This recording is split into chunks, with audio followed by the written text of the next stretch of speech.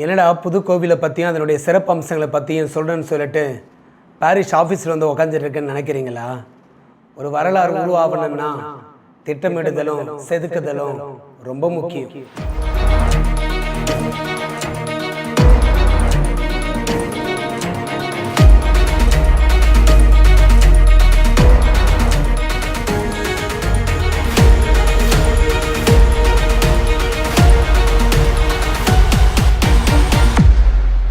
திட்டமிட்ட மட்டும் போதாது, அந்த திட்டத்தை நம்ம நனவாக்கணும்னா ஃபண்டு வேணும்.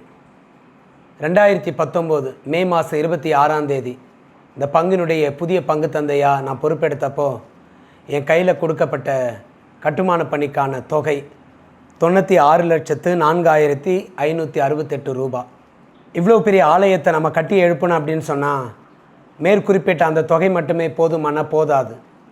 இப்போ மறை மாவட்டத்துக்கிட்ட நம்ம கேட்டோம், அவங்க ஒரு கட்டுமான பொறியாளர் நமக்கு கொடுத்தாங்க. எங்களுக்கு இவ்வளோ பெரிய ஆலயத்துக்கு எவ்வளோ ஆகும் அப்படின்னு சொல்லி எங்களுக்கு ஒரு கொட்டேஷன் கொடுங்க அப்படின்னு சொல்லி நம்ம அவர்கிட்ட கேட்டப்போ அவர் சொன்னார், 5,07,81,801 ரூபாய் ஆகும் அப்படின்னு சொன்னார்.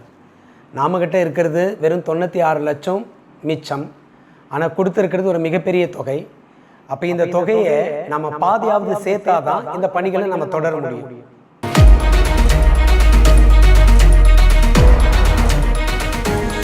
குழந்தை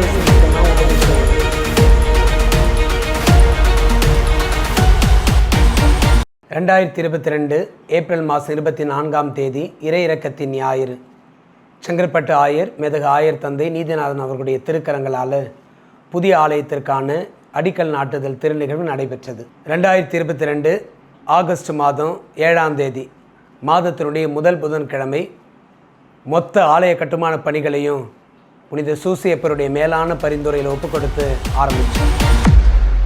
தொடக்கப்புள்ளி வச்சாச்சு. அடுத்தடுத்து வர நாட்களில் ஆலயத்தினுடைய அழகையும் அமைப்பையும் தெரிஞ்சுக்குவோம்.